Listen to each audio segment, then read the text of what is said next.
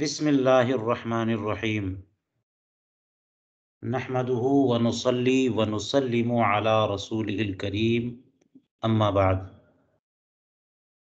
علم المیراث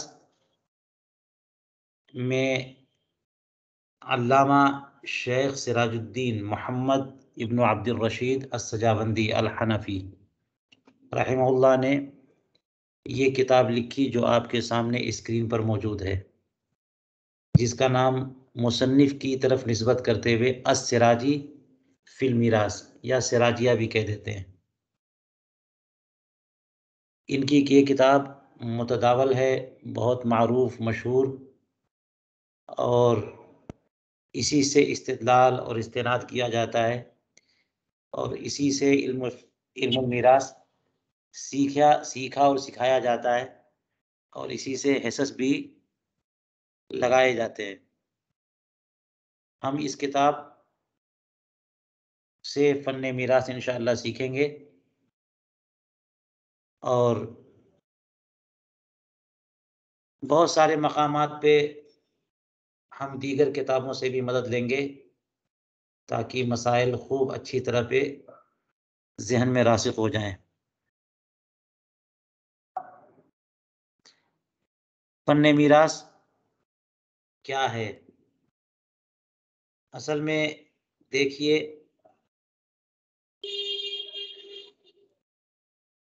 اسلام دین کامل ہے۔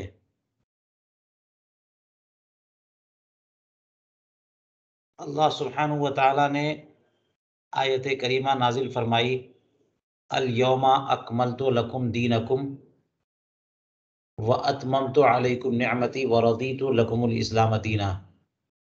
اس آیت کریمہ سے حجۃ الوداع کے موقع پر دین کے کامل اور مکمل ہونے کا اعلان کیا گیا، جس سے پتہ چلا کہ زندگی کا کوئی پہلو نہیں ہے جس میں اسلام نے قانون نہ دے دیا ہو، ہدایتیں نہ دے دی ہوں، سلیقہ نہ سمجھا دیا ہو۔ اب دیکھیے، بچہ جب سے پیدا ہوتا ہے اس وقت سے لے کر کے جوان ہونے، بوڑھے ہونے اور مر جانے اور قبر میں جانے کے بعد تک کے احکام اسلام نے بتائے۔ تو علم میراث اصل میں یہ وہ علم ہے جس کا تعلق حیات سے نہیں ہے بلکہ ممات سے ہے۔ یہ وہ پہلو ہے جو اسلام کا نہایت ہی درخشندہ پہلو ہے کہ اس فن اور اس علم کے ذریعے اور میراث کے متعلق قوانین کے ذریعے بھی اللہ تبارک و تعالیٰ نے دین اسلام کو کامل اور مکمل فرمایا۔ کیا مطلب؟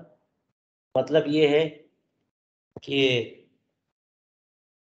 ہمیں ایک ایسے اپنے اسٹوڈنٹ سے سابقہ پڑھا جو پہلے کرسچن تھے اور بعد میں مسلمان ہوئے امریکہ میں۔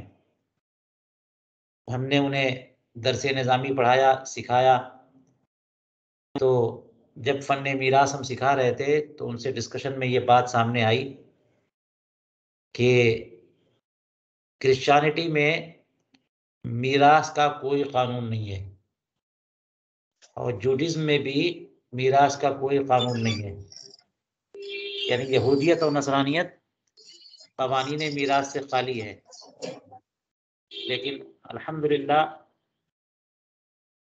اسلام میں میراث کے تعلق سے مفصل قوانین موجود ہیں، اور اللہ تبارک و تعالیٰ نے سورہ نساء میں چند آیتوں کے ذریعے میراث کے قوانین عنایت کر دیے ہیں۔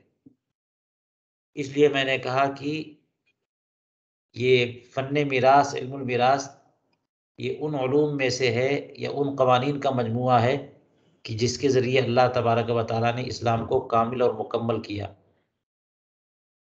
اور بھی بہت ساری چیزیں ہیں، چلیے۔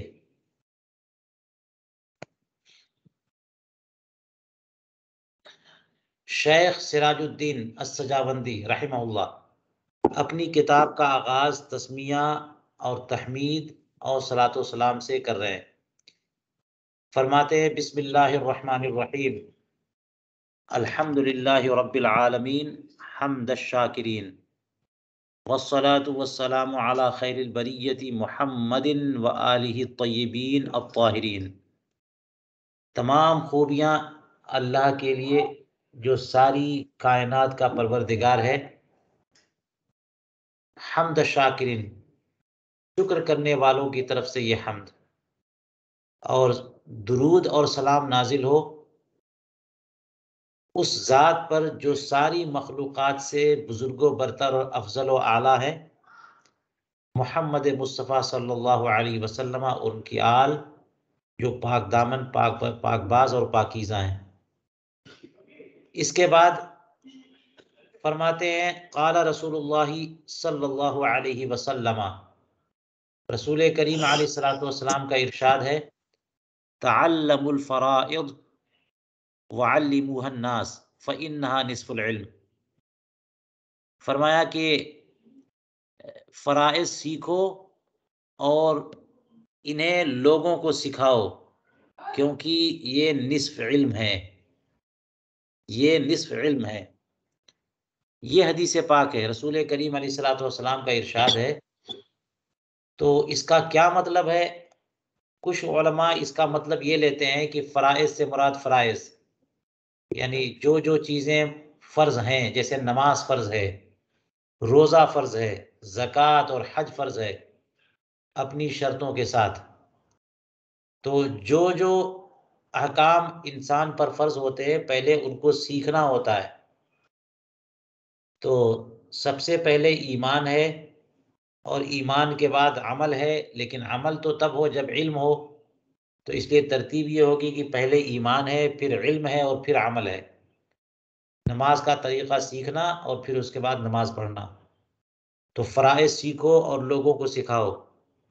لیکن اگر فرائض سے مراد فرائض ہوں یعنی فرض امور اور احکام اور عبادتیں، تو آگے جو یہ ارشاد فرمایا فَإِنَّهَا نِصْفُ الْعِلْمِ، اس کا کیا مطلب؟ تو اسی وجہ سے علماء یہ فرماتے ہیں کہ اس حدیث پاک میں فرائض سے مراد میراث ہے، کیونکہ فرض یفرض کا معنی ہوتا ہے قدر یقدر، ایک مقدار طے کرنا۔ تو اسی طرح اس پہ فریضہ کہتے ہیں، یعنی جو حصہ کسی کو دے دیا جائے متعین کر کے، حصہ لگا کر کے اس کے لیے الگ کر دیا جائے، اس کو حصہ، اس کو فریضہ کہتے ہیں، اسی کی جمع فرائض۔ تو ترکے سے یعنی جو مال، جائیداد، دولت ایک بندہ چھوڑ کر کے اس دنیا سے رخصت ہو جاتا ہے، اس کا سارا مال ترکہ بن جاتا ہے۔ تو اس ترکے کو اس کے وارثین کے درمیان تقسیم کرتے ہیں، تو وہی ہے فریضہ، اور اسی کو فرائض کہتے ہیں۔ فرمایا کس کا کتنا حصہ ہوگا، یہی تو سیکھنا ہے۔ رسول کریم علیہ الصلوۃ والسلام نے ارشاد فرمایا کہ فرائض سیکھو اور لوگوں کو سکھاؤ، کیونکہ یہ نصف العلم ہے۔ اب چونکہ میراث یعنی علم میراث کو رسول کریم علیہ الصلوۃ والسلام نے نصف العلم قرار دیا، تو علماء اس سلسلے میں تعویل میں لگ گئے کہ مطلب کیا ہے نصف العلم کا۔ یا تو یہ مطلب ہے کہ رسول کریم علیہ الصلوۃ والسلام نے اس کی عظمتیں، اس کی اہمیت، اس کے افادات کو اجاگر کیا ہے، اور اس طور پر آپ نے فرما دیا کہ نصف علم ہے۔ اور یا پھر یہ ہے کہ باقی جتنے بھی علوم ہیں وہ سب کے سب حیات سے تعلق رکھتے ہیں، اور اس کا تعلق ممات سے ہے، یعنی سارے علوم کا استعمال زندگی میں ہے، اور اس علم کا استعمال انسان کے مرنے کے بعد ہے۔ تو انسان کی حیثیت دو ہی تو ہے، حیات یا ممات، دار دنیا، دار آخرت۔ اس طور پر اسے نصف العلم کہا گیا۔ اس حدیث پاک سے اندازہ ہو گیا کہ رسول کریم علیہ الصلوۃ والسلام نے بہت اہمیت دی ہے فن میراث، سیکھنے اور سکھانے کی بہت ترغیب عطا فرمائی۔ فرماتے ہیں قال علماؤنا، اب یہاں سے بیان کریں گے کہ ایک انسان جب دنیا سے اپنا مال اپنی جائیداد چھوڑ کر کے رخصت ہو جاتا ہے تو اب اس مال کا کیا ہوگا؟ اسی مال کو ترکہ کہتے ہیں۔ تو یہاں سے یہ فرما رہے ہیں کہ ترکہ جو ہے اس سے 4 حقوق متعلق ہوتے ہیں، 4 حقوق۔ قال علماؤنا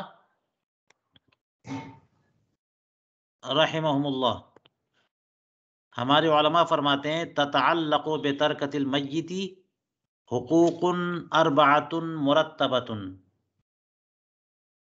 یہ میت کے ترکے سے 4 ترتیب وار حقوق متعلق ہوتے ہیں، 4 ترتیب وار حقوق، 4 حقوق۔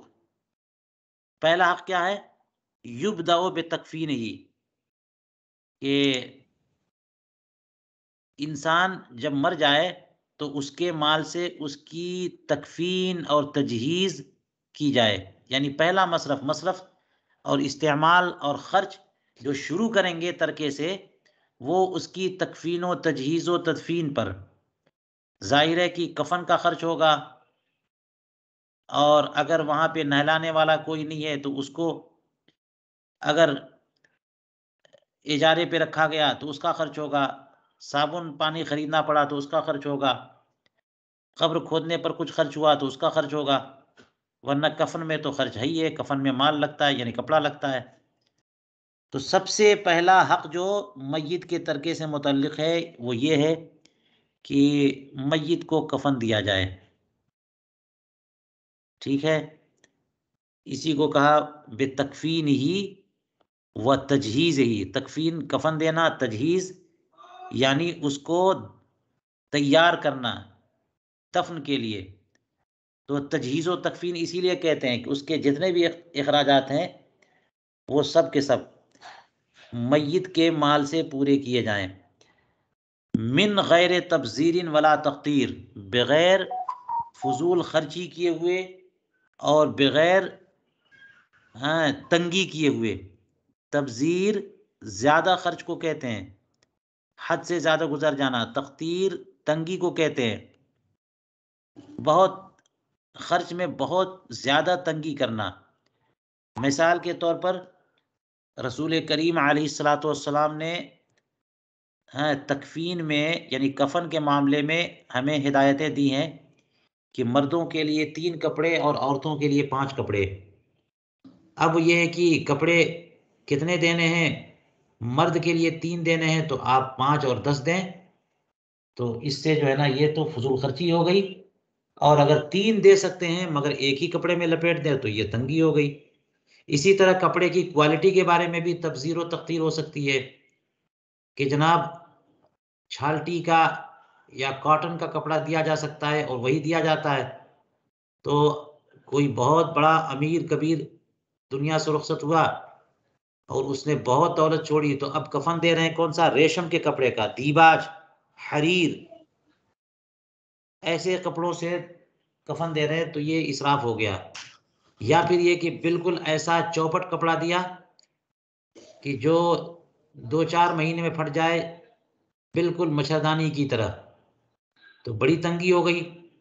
ایسی اس طرح سے جو ہے نا ترکے سے خرچ نہ کیا جائے کہ اسراف کیا جائے یا بڑی تنگی کی جائے، بلکہ معروف انداز میں تجہیز و تکفین پر خرچ کیا جائے۔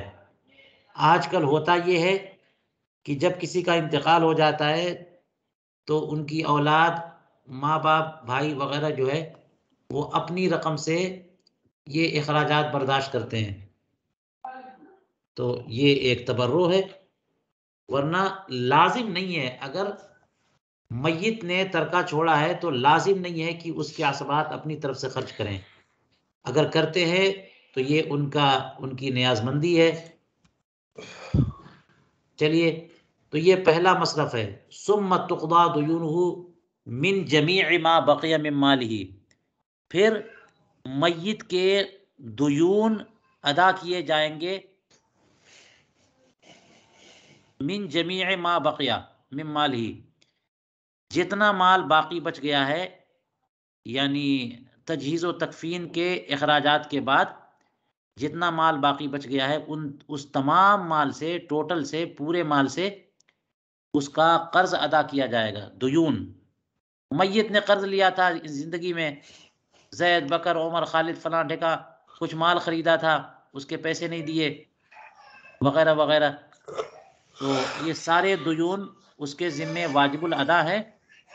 تو تجہیز و تکفین کے بعد جتنا پیسہ بچ گیا ہے، جتنا مال بچ گیا ہے، اس پورے مال سے اس کا قرض دے دیا جائے گا. یہ دوسرا مصرف ہوا. ثم تنفذ وصایاہ، اس کے بعد میت کی وصیتیں نافذ کی جائیں گی. میت کی وصیتیں نافذ کی جائیں گی.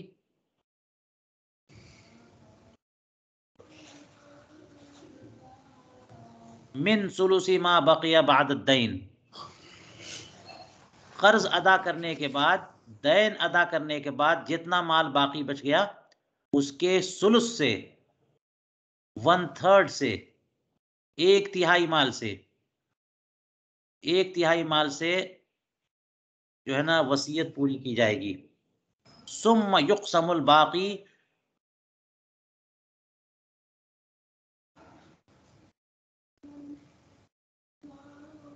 پھر جو باقی بچ جائے، یعنی وصیت پوری کرنے کے بعد جو مال باقی رہ جائے اس کو تقسیم کریں گے بین ورثتہ بالکتاب والسنۃ واجماع الامہ، اس کو تقسیم کریں گے اس کے وارثین کے درمیان، یعنی میت کے وارثین کے درمیان. کیسے تقسیم کریں گے؟ کس حساب سے؟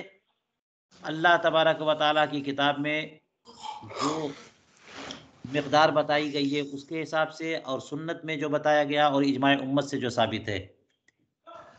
تینوں طریقوں سے جو ثابت ہیں، تینوں معیار سے جو ثابت ہے، اس حساب سے وارثین میں حصہ تقسیم کر دیا جائے گا. یہ 4 مصرف ہو گئے، 4 مصرف. میں یہاں لکھ کر کے دکھاتا ہوں.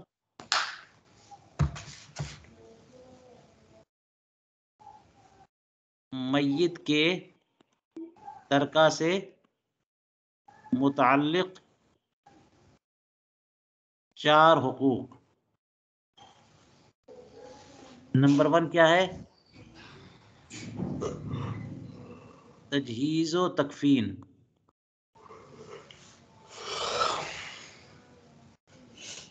نمبر 2 کیا ہے؟ باقی سے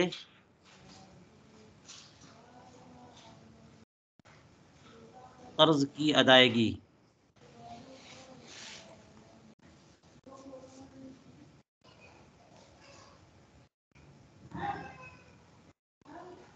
باقی سے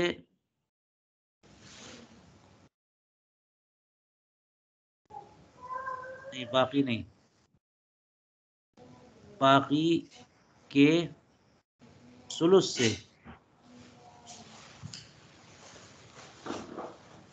وصیت کا نفاذ. اور نمبر 4 پہ ہے باقی ورثہ میں تقسیم. یہ 4 حقوق ہو گئے جو آپ نے پڑھ لیے. سب سے پہلے تجہیز و تکفین، اس کے بعد قرض، یعنی ٹوٹل سے جو بھی بچ گیا نا، اگر پورا کے پورا قرض میں چلا جائے تو پورا کے پورا قرض میں دے دیں گے. کوئی 10,000 روپے چھوڑ کے گیا اور 10,000 اس کے اوپر قرض بھی تھے، تو پہلے تو تکفین میں جو خرچ آ رہا ہے، مثال کے طور پر 1,000 آ رہا ہے تو 1,000 دے دیں گے، کفن میں خرچ کر دیں گے، اور 9,000 باقی رہ گئے، پورا کا پورا قرض دے دیں گے. پھر وصیت اگر کی بھی ہے، وارثین ہیں بھی، تو کچھ مال بچا ہی نہیں کہ ان کو جائے. لیکن ابھی بھی بچ گیا اگر قرض کی ادائیگی کے بعد، تو جتنا بچا ہے اس کے 1/3 میں وصیت نافذ کی جائے. مثال کے طور پر زید کا انتقال ہوا اور اس نے 30,000 کی رقم چھوڑی، 30,000.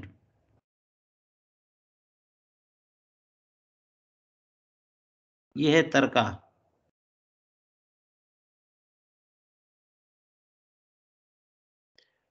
اب کفن میں کتنا لگا؟ 1000. قرض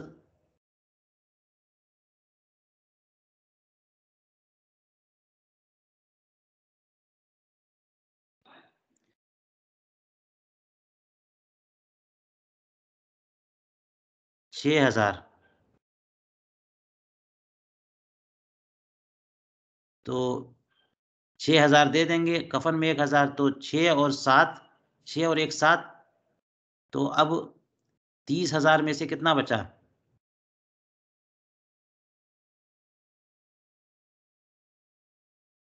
23,000.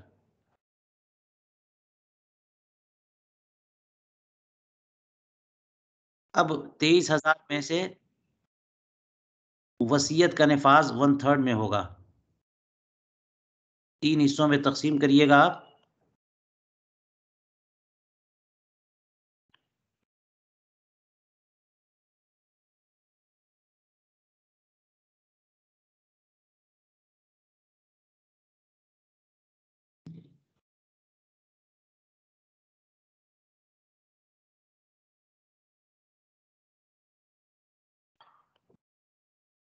جو 7,600 سم تھنگ، اس کو حساب نکالیے گا تو یہ ہوگا.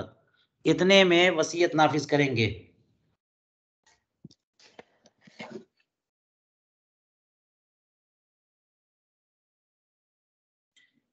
تیئیس ہزار کا وہ تقسیم کرے 3 جگہ، 7,666. 7,666 یہ ہے وصیت. اگر اتنے کی ہے تو ٹھیک ہے، اس کے اندر کی ہے تو ٹھیک ہے. اس سے اوپر کر دی، 10,000 روپے کی وصیت کر دی کہ مسجد کو دے دی جائے، میرے ترکے سے 10,000 رقم مسجد کو دے دی جائے، تو 10,000 نہیں، 7,666 ہی دیں گے. اور اس کے بعد جو رقم باقی رہ گئی ہے وہ وارثین میں تقسیم. چلیے کیسے تقسیم کریں گے؟ کتاب اللہ اور سنت رسول اور اجماع امت سے. کیونکہ کچھ حصے اللہ تعالیٰ نے قرآن پاک میں بیان فرمائے، اور کچھ کی تفصیل رسول کریم علیہ السلام نے بیان فرمائی، اور کچھ کا تعلق، کچھ کا ثبوت اجماع امت سے ہے. ہم جب حصص پڑھیں گے تو انشاءاللہ ہم وہ آیتیں اور حدیثیں بیان کریں گے جن سے یہ حصے ثابت ہوئے ہیں. آگے چلیے.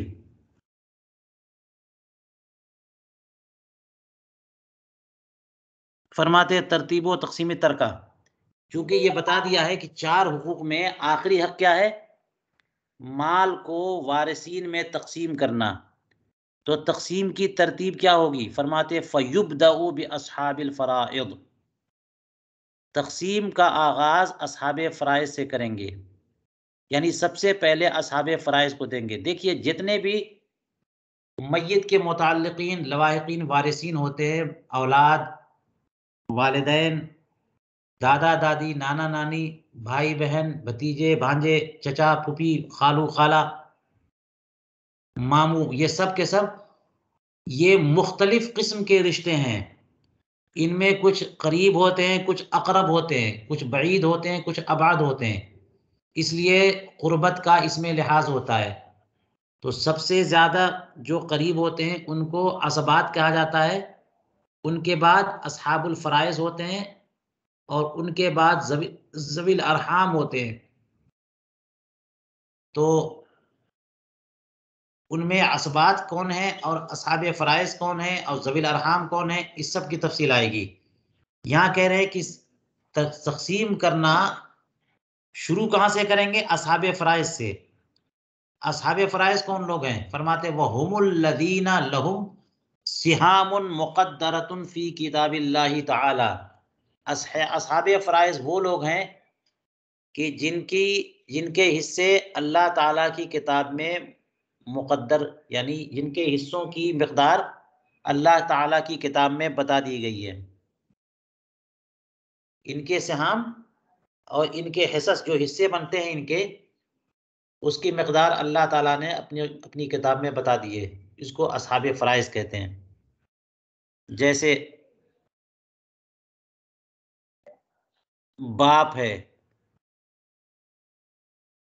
بیٹی ہے، بیوی ہے، شوہر ہے، سورہ نساء کی چند آیتیں ہیں، وہاں پر تفصیل سے ان کو بتایا گیا۔ ثم بالعصبات، پھر عصبات کو دیا جائے گا، من جہت النسب، کون سے عصبات؟ جو نسب کی جہت سے ہوں۔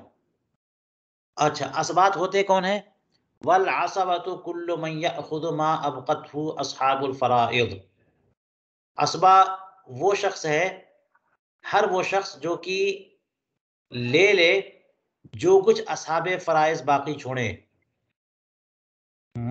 کل من یأخذ ما ابقته اصحاب الفرائض، اصحاب فرائض جو بھی باقی چھوڑیں گے وہ سب عصبات لے لیں گے۔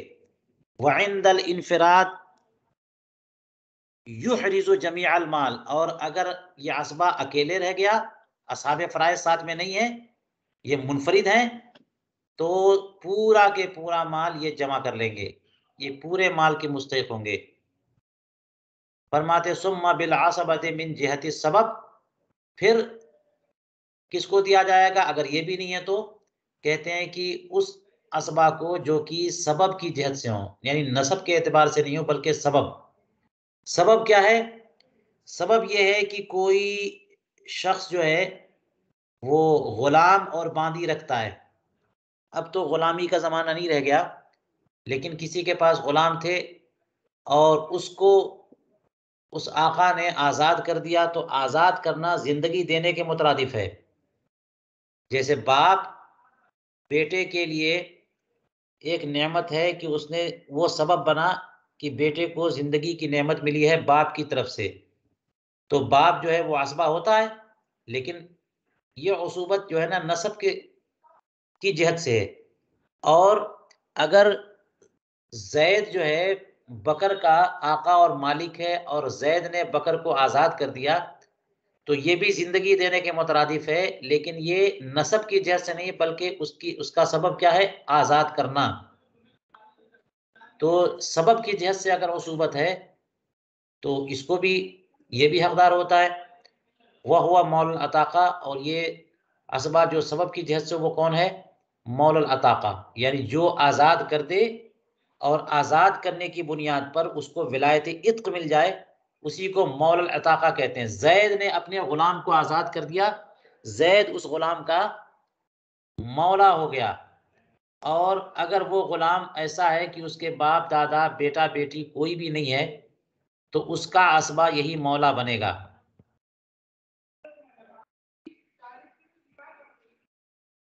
ثم عصبته علی الترتیب، پھر اگر عصبہ سببی بھی نہ ہو تو پھر اس کے عصبات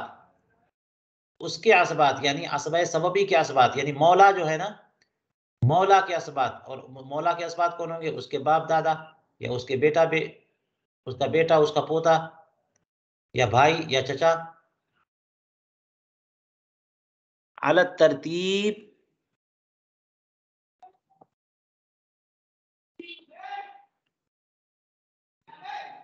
اسی ترتیب سے۔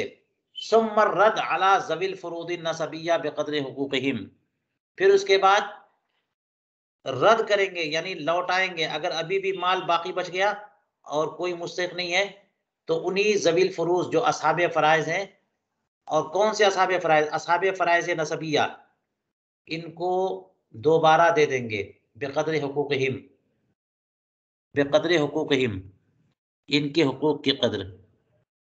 اچھا، یہاں پر ایک بات یاد رکھنے کی ہے کہ اصحاب فرائض النسبیہ کہا کیونکہ اصحاب فرائض میں زوج اور زوجہ بھی آتے ہیں، لیکن زوج اور زوجہ کا تعلق ہے نا عقد کا ہے، نسب کا نہیں ہے۔ جو اولاد ہو جاتی ہے تو نسب کا، باپ دادا اور اصول و فروع ان سب کا تعلق نسب کا ہے، لیکن زید اور ہندا نے آپس میں نکاح کیا، یہ دونوں ایک دوسرے کے قریب ہو گئے، یہ نسب کی قربت تھوڑی ہے، یہ تو عقد کی بنیاد پر نکاح کی قربت ہے، اور اس لیے زوج اور زوجہ کو رد نہیں کیا جاتا، یعنی ان پر دوبارہ ترکہ رد نہیں کرتے، دوبارہ نہیں دیتے، اس کی تفصیل ہم آگے پڑھیں گے۔ بقدر حقوقہم، ان کے اپنے حقوق کی مقدار، جیسے بیٹی کا نصف ہے اور پھر اس کے بعد جو ہے نا کوئی مستحق نہیں ہے تو پھر باقی نصف اس کو اسی کو دے دیں گے. ثم ذوی الارحام، پھر اس کے بعد ترکہ کس کو دیں گے؟ ذوی الارحام کو. ذوی الارحام میں وہ قرابت دار آتے ہیں جو نہ تو اصحاب فرائض ہیں نہ عصبات ہیں، جیسے ماموں ہے، خالہ ہے، پھوپھی ہے، یہ لوگ. ثم مولا الموالات، پھر ان کے بعد مولا الموالات آتے ہیں. مولا الموالات کون ہے؟ مولا الموالات وہ ہے کہ مثال کے طور پر آپ یوں سمجھیے کہ زید جو ہے اس کا خاندان میں کوئی نہیں بچا، قرابت داروں میں کوئی نہیں بچا. جنگ کے موقع پر ایسا ہو جاتا ہے، زلزلے آتے ہیں، وبائی بیماریاں پھیلتی ہیں، پورا کے پورا علاقہ جو ہے نا وہ تباہ ہو جاتا ہے. تو ایسے موقع پر یہ صورتحال پیدا ہو سکتی ہے کہ اس کا آگے پیچھے کوئی نہیں ہے. تو وہ کسی شہر میں پہنچا اور وہاں پہنچنے کے بعد اس نے کہا کہ کسی سے ملاقات ہوئی، اس نے کہا کہ ایسا کرو، اگر وہ جو نیا بندہ ملا ہے وہ بھی ایسا ہی تھا تو زید نے اس بندے سے کہا کہ نہ تو تمہارا کوئی آگے پیچھے ہے نہ میرا کوئی آگے پیچھے ہے، ایسا کرتے ہیں کہ ہم دونوں آپس میں موالات کر لیتے ہیں. اس کا مطلب یہ ہوگا کہ اگر میرے اوپر کوئی جنایت آئے جس کی وجہ سے تاوان آئے تو تم ادا کرو گے، اور اگر میں مر جاؤں تو میرا سارا مال تمہارا. یہی معاملہ تمہاری طرف سے کہ اگر تم پر کوئی تاوان آتا ہے، کوئی جو ہے نا وہ چارج آتا ہے، اور اسی طرح سے جو ہے وہ کوئی جرمانہ آتا ہے تو وہ میرے اوپر، اور تم مر گئے تو پھر تمہارا ترکہ میرا، یعنی نفع اور نقصان دونوں کی ذمہ داری. تو یہ ہے موالات. تو جو موالات کرتا ہے وہ ہو جاتا ہے مولا الموالات. تو اگر کوئی نہیں ہے یعنی ذوی الارحام بھی نہیں ہے تو مولا الموالات کو مال جاتا ہے. پھر فرماتے ثم المقر له بالنسب علی الغیر، پھر اس کے بعد مال کس کو دیتے ہیں؟ اس کو کہ جس کے لیے غیر پر نسب کا اقرار کیا گیا. غیر پر نسب کا اقرار کیا گیا، بحیث لم یثبت نسبہ باقرارہ من ذلک الغیر، اس طور پر کہ اس کا نسب یعنی اس غیر کا نسب اس مقر کے اقرار سے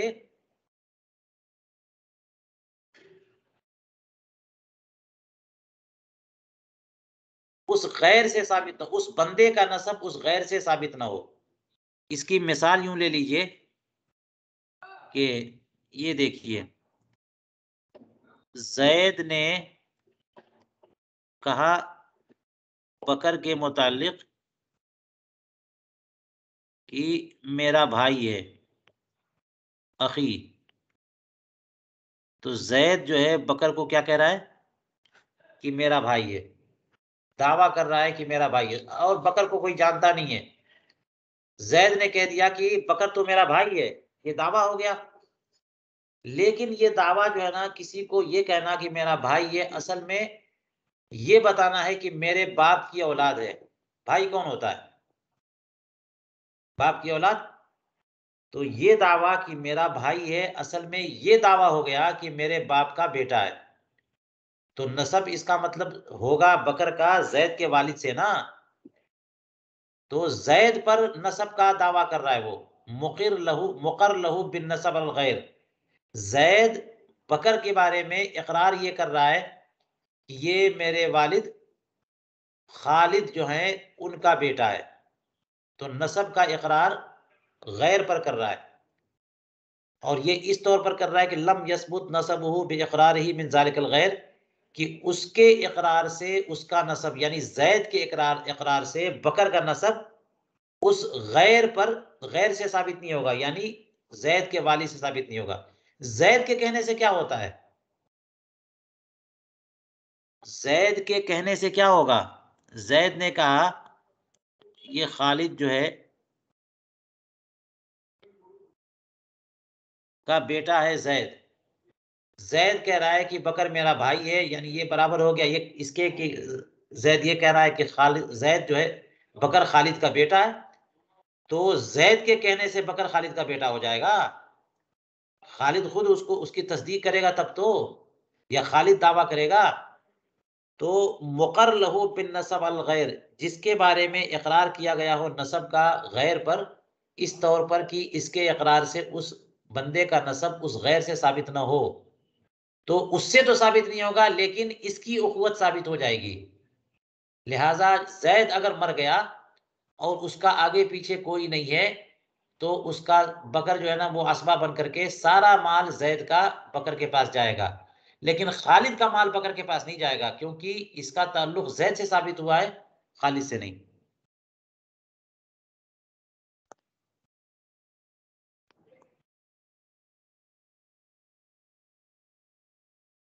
اذا مات المقر علی اقرارہ، جبکہ مقر اپنے اقرار پر ہی مر جائے۔ زید نے بکر کے بارے میں اقرار کیا کہ بکر میرا بھائی ہے، اور اسی اقرار پر زید کا انتقال ہو جائے تو زید کا مال اس کے بھائی کو جائے گا۔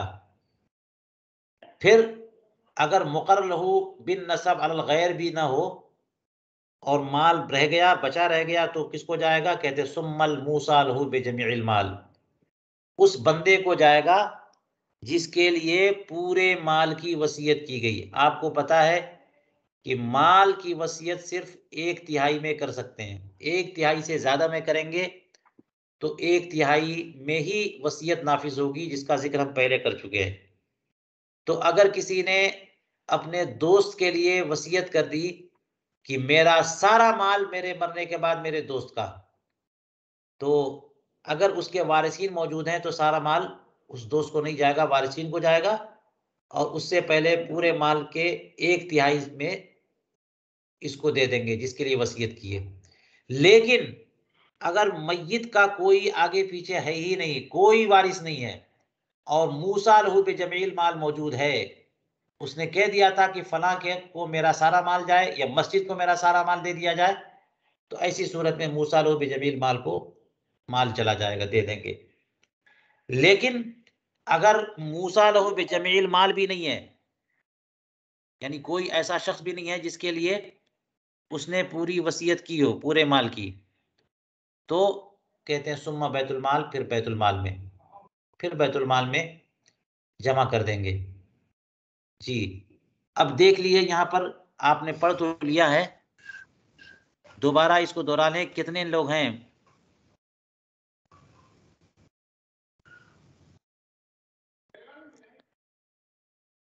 سب سے پہلے اصحاب فرائض کو،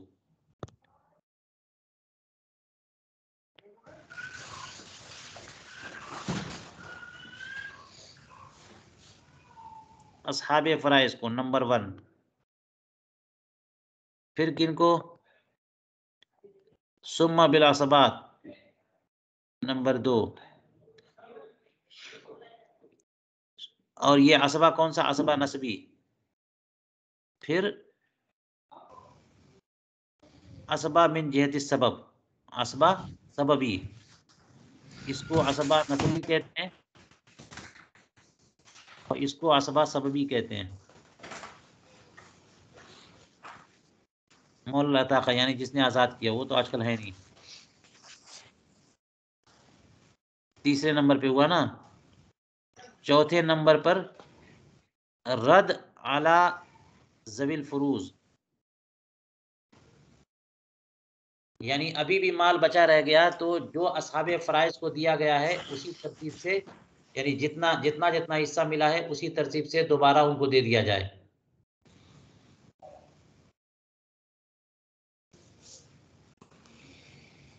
ثم ذوی الارحام، 5ویں نمبر پہ ذوی الارحام، ماموں ہیں، خالہ ہیں، ان لوگوں کو دیا جائے۔ 6 نمبر پر مولا الموالات، میں نے جو بتایا کہ کوئی وارث نہیں ہے تو اس نے کسی دوست کے ساتھ موالات کر لیا کہ مجھ پر کچھ نفع نقصان ہو، میرا مر جاؤں، میرا ترکہ بچے، سب تمہارا، کوئی جنایت آئے تو وہ تم ادا کرو۔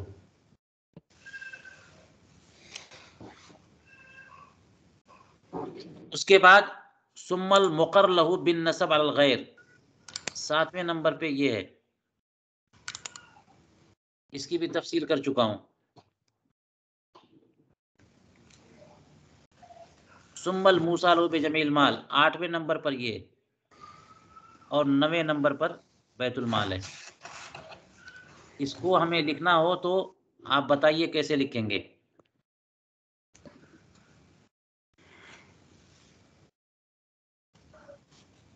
یہاں پر کر لیتے ہیں. ترکہ کی تقسیم.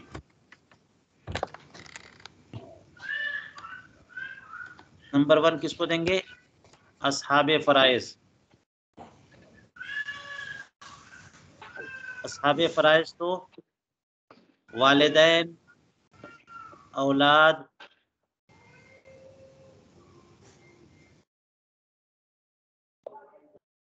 زوجین،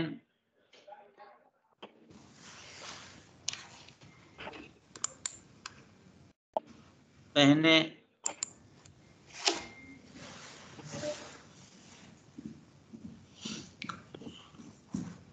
بھائی،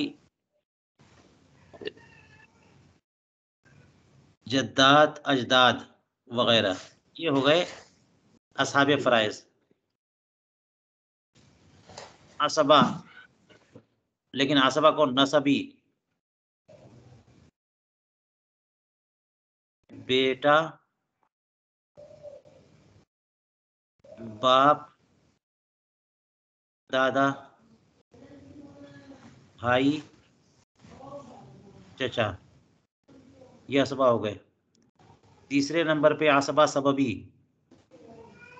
یہ آج کل نہیں ملے گا. عصبہ سببی تو مولا العتاقہ ہوا نا، مولا یعنی جس نے غلام کو آزاد کیا. یہ مولا العتاقہ سے مراد آزاد کردہ غلام ہے یا پھر جس نے آزاد کیا وہ ہے؟ مولا الاعلیٰ ہے یہ. مولا اعلیٰ، مولا الاسفل نہیں ہے. یعنی جس نے آزاد کیا، جس نے آزاد کیا وہ ہے. وہ ہے. ہاں، جس کو آزاد کیا گیا وہ نہیں، جس نے آزاد کیا. زید نے بکر کو آزاد کیا. اب بکر مرے گا تو اس کا مال، اگر کوئی اس کی اولاد، اس کا وارث کوئی نہیں ہے تو سارا مال مولا کو جائے گا. اسی کو عصبہ سببی کہتے ہیں. تو اس سے آزاد کردہ غلام نہیں ہے بلکہ آزاد کرنے والا خود ہے. جی جی جی. مولا العتاقہ وہی وہ آقا ہے جس نے غلام کو آزاد کر دیا، باندی کو آزاد کر دیا.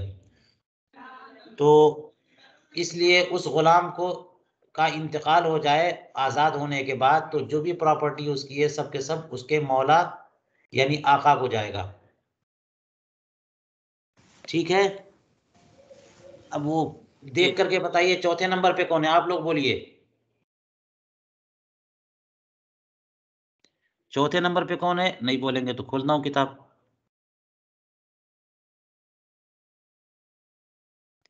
چوتھے نمبر پر رد علی ذوی الفروض ہے. اس کو دیکھ کے بتائیے. رد علی ذوی الفروض، رد علی اصحاب الفرائض، یعنی انہی پر. یہ اصحاب فرائض ہے نا. مثال کے طور پر ماں موجود ہے، شوہر ہے اور کوئی اور نہیں ہے، تو پھر شوہر کا تو آدھا ہو گیا اور ماں کا 1/3 ہو گیا. تو 3 حصے دینے کے بعد اور 2 آدھا جو ہے نا اس کو دینے کے بعد کچھ نہ کچھ بچے گا. جو بچے گا وہ اصحاب فرائض کو دوبارہ یعنی ماں کو دوبارہ دے دیں گے. یہ مطلب ہے. بہت سارے مسائل آئیں گے آپ کے سامنے جس کو ہم رد کہتے ہیں. یعنی کچھ بچ گیا بانٹنے کے بعد بھی تو واپس جو ہے نا جن کے جو اصحاب فرائض ہیں انہی کو اسی حساب سے دے دیں گے جو پہلے ان کو حق مل رہا تھا. گزارش یہ ہے کہ ویڈیو جو ہے نا بند کر دیں. یہ حضرت تھوڑا معاف کیجیے گا، وہ سیٹنگ میرے سمجھ میں نہیں آ رہی ہے. چالو ہو گیا ہاں تو میں دیکھتا ہوں ٹائم لگے گا اس میں. ہاں ٹھیک ہے بند کر دیجیے گا. تو یہ چوتھے نمبر پہ رد علی اصحاب الفرائض ہے نا. 5ویں نمبر پہ کیا ہے؟ ذوی الارحام.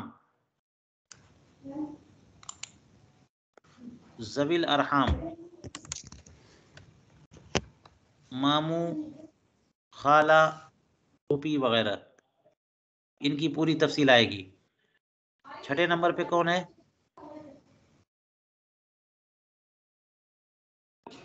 مولا الموالات۔ مولا الموالات سمجھ گئے آپ لوگ؟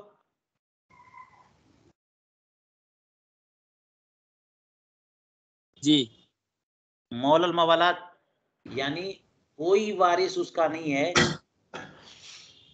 زید کا کوئی وارث نہیں ہے، بکر کا بھی کوئی وارث نہیں ہے، بالکل خاندان کا تن تنہا بچا ہے وہ۔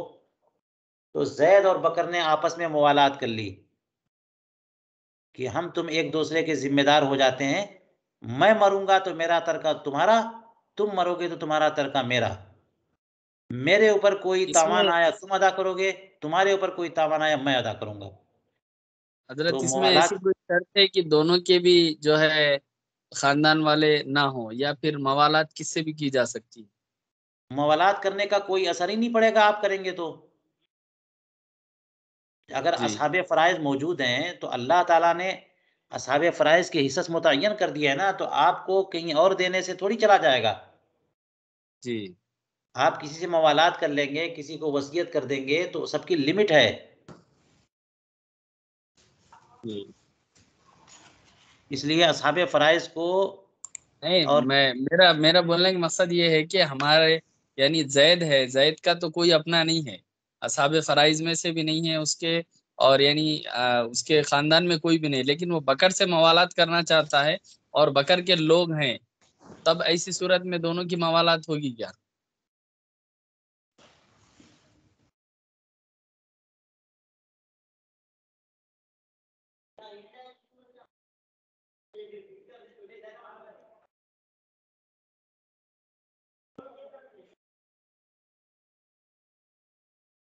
یہاں پر دیکھیے عبارت نقل کی، الا ان شرط ذلك من الجانبین وتحققت الشرائط فیہما۔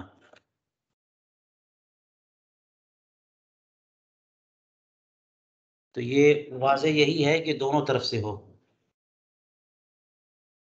دونوں طرف سے ہو۔ چلیے اور ہم دیکھیں گے کتابوں میں۔ تو مولا الموالات سمجھ میں آ گئے؟ اب اس کے بعد مقر لہو،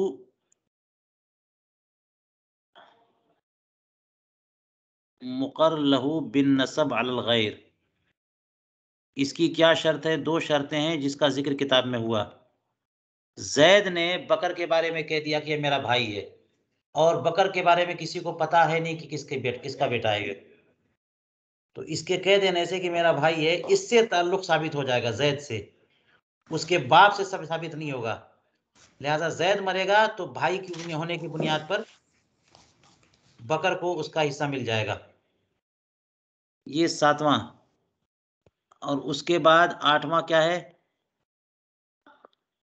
موسیٰ لہو بجمیع المال، اور پھر بیت المال۔